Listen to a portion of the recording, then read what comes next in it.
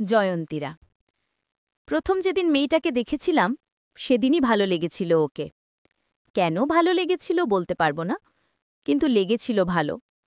না, ও কনভেনশনাল সুন্দরী নয়, গায়ের রং বেশ চাপা, মাথায় এক ঢাল কোকড়া কোকড়া চুল আর চোখগুলো বড় বড়। জেনেছিলাম ওর নাম জয়ন্তী।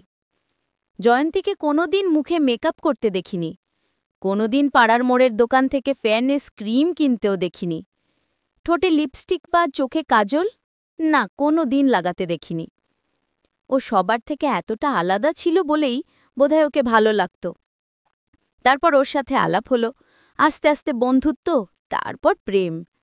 না, কোনোদিন জয়ন্তী প্রেমিকা সুলভ চাপল্য দেখায়নি, কোনোদিন ফোন করে জানতে চাইনি বাবু খেয়েছ, বরঞ্চ কোন চাকরির পরীক্ষার অ্যাড কখন বেরোচ্ছে সেটা জানাতো ফোন করে।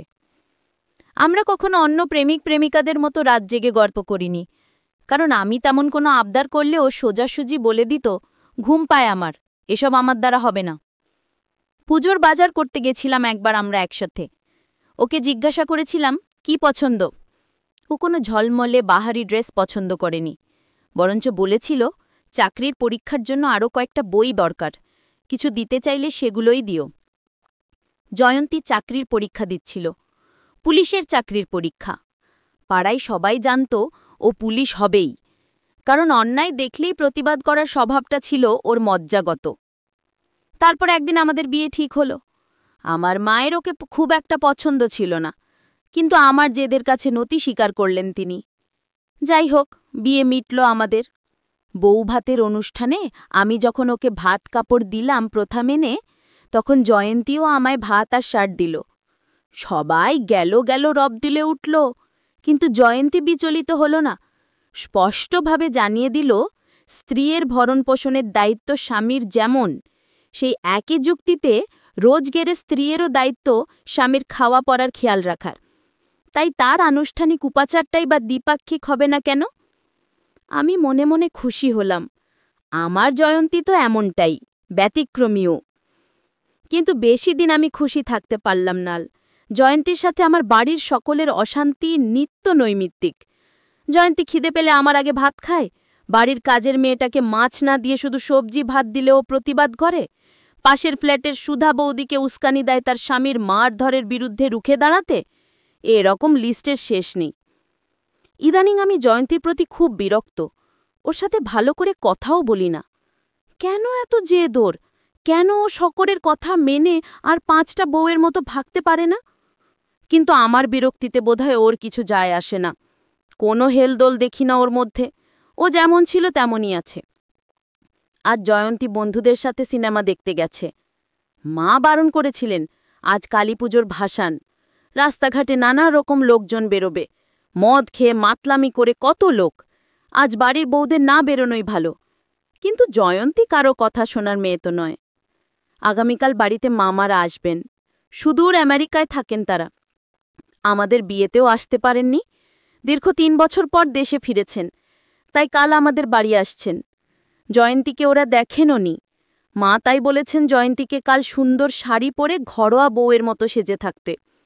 কিন্তু আমি জানি ও শুনবে না, ও স্কার্ফ আর কুর্তি পরেই থাকবে, যেমনটা ও রোজ থাকে।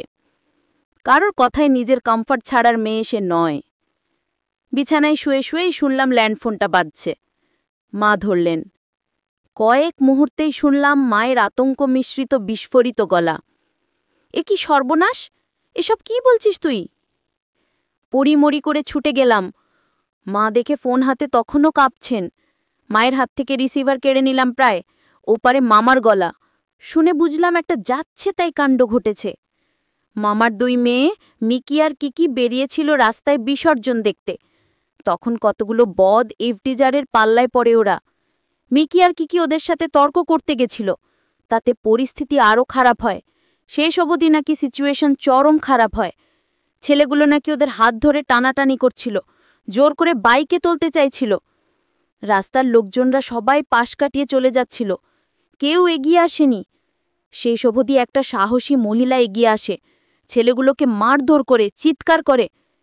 একটা মেয়ে ছেলেদের সাথে মারপিট করছে দেখে আস্তে আস্তে এগিয়ে আসে আরও কয়েকজন। বেঁচে যায় মিকি আর কিকি। দেখলি কি অবস্থা রাস্তাঘাটের? এর মধ্যে জেদ করে বেরোলো তোর বউ, এখনো ফেরার নাম নেই। আমি ঘড়ির দিকে তাকালাম, রাত 9:30 প্রায়। সত্যিই তো, জয়ন্তী এখনো ফিরল না কেন? ওকে ফোন করতেই যাচ্ছিলাম ঝাড় দেব বলে, অমনি ডোরবেল বেজে উঠল। দরজা খুলতেই দেখি জয়ন্তী, কিন্তু ওকে দেখতে আটকে উঠলাম। এ কি অবস্থা তোমার? বলে উঠলেন মাও। মাথায় ব্যান্ডেজ, চোখের নিচ ফোলা, কুর্তিতে রক্তের দাগ, ঠোঁটের পাশে কেটে গেছে। জয়ন্তী কোনো মতে ঘরে ঢুকে চেয়ারে ধপ করে বসে পড়ল। একটু জল খেয়ে হাঁপাতে হাঁপাতে বলল, বিদেশ থেকে এসেছে 2টো বাচ্চা মেয়ে, তাদের সাথে খুব নোংরামি করছিল একদল খারাপ ছেলে, অথচ রাস্তার লোকগুলো প্রতিবাদ করছিল না কেউ। জানি না সবাই কি হয়ে গেছে, আমি গিয়ে তাই মারপিট করতে বাধ্য হলাম। তখন এগিয়ে এলো আরও 2-1 জন। তা বলে তুমি ঘরের বউ হয়ে রাস্তার খারাপ ছেলেদের সাথে মারপিট করবে, এসব ধিঙ্গিপনা করবে? চেঁচিয়ে উঠলেন মা। সুরঙ্গমা আর পরমাও কারোর বাড়ির মেয়ে মা, তাদের ইজ্জত চলে যেতে দেখতাম শুধু আমি একটা বাড়ির বউ বলে। মেয়েগুলো খুব ভালো, ওরাই নিয়ে গেল আমায় ডাক্তারখানায়। কি নাম বললে? অস্ফুট বললাম আমি। সুরঙ্গমা আর পরমা, তার মানে মিকি আর কিকি? না, জয়ন্তী ওদের চেনে না, নামও জানে না, অজান্তেই বাজ আমার বোনেদেরই সম্মান রক্ষা করেছে ও। মাও দেখি চুপ হয়ে গেলেন। জয়ন্তী এখনো কিছু বোঝেনি। বল কালী মায়ের জয়, আসছে বছর হবে। তার পাড়ার কালী ঠাকুর ভাসান যাচ্ছে বুঝতে পারলাম। মা ধীর গলায় বললেন, মা কালী চলে যাচ্ছেন এইবারের মতো। আমি উত্তর দিলাম না কিছু, শুধু মনে মনে বললাম, মা কালীর মূর্তি নিরঞ্জন হয়, কিন্তু তিনি চলে যান না। মা কালী থেকে যান জয়ন্তীদের মধ্যে দিয়েই। হয়তো তাদের কপালে শিবের মতো স্বামী জোটে না, সব সময় জোটে আমার মতো এক ক্ষুদ্র চিন্তাধারার মানুষ। হয়তো তাদের প্রতিনিয়ত খেলতে হয় অনেক প্রতিকূলতা। হয়তো অন্যায়ের প্রতিবাদের জন্য দরকারি উর্দিও তারা পায় না হাজার চেষ্টা সত্ত্বেও। যেমন জয়ন্তীও পায়নি পুলিশের চাকরি এখনো অবধি। সাধারণ বেসরকারি অফিসে চাকরি করেও, কিন্তু তাতে কি জয়ন্তীদের কালী হয়ে উঠতে উর্দি লাগে না, মহাদেবকে লাগে না। ওদের ভেতরের আগুনই যথেষ্ট। জানলা দিয়ে ফাঁকা মণ্ডপের দিকে তাকালাম একবার। মা কালীর মূর্তি আর সেখানে নেই, কিন্তু শক্তি আর তেজটা আছে জয়ন্তীর মধ্যে, জয়ন্তীর মতো আরও অনেকের মধ্যে, যারা জিতে যায় নিজের শক্তিতে, যারা জিতিয়ে দেয় নিজেদের তেজস্বিতায়। ক্ষুদ্র চিন্তার সাধারণ মধ্যবিত্ত এক পুরুষ আমি, তবুও আজ মনে মনে একটা অন্যরকম প্রার্থনা করলাম ভগবানের কাছে।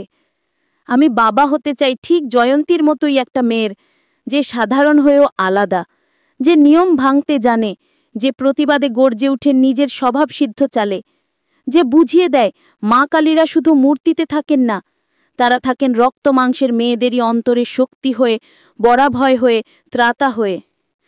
পল্লবী সেনগুপ্ত।